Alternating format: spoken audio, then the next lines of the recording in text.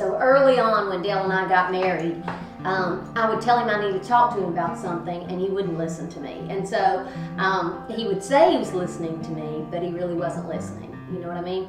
And so one day, now back then, I wore tennis shoes with no socks, and so he was laying on the couch and he was like, I'm listening, and he wasn't listening to a word I'm saying. And so I took my shoes off and stuck my smelly feet in his face, and after he regained consciousness, no, it wasn't that bad. No, it was.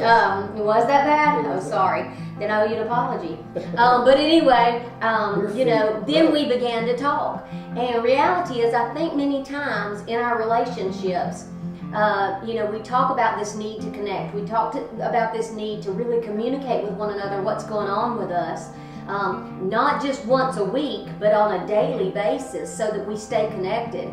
And I think many times we begin to talk about things, and you can tell the other person is totally zoned out and not listening, and all it does is make things worse, because you just get mad and you get all puffed up and stick your lip out and pout and get mad and throw things and all that kind of stuff, and it just makes a mess of things.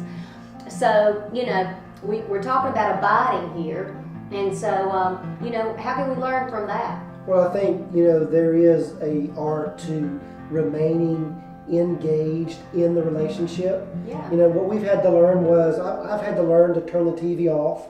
TiVo has saved our marriage. It's a great thing. So turn off the TV, and you've also had to learn to make sure that you understand it just doesn't have to be said right then. Like, there's this balance between, sure.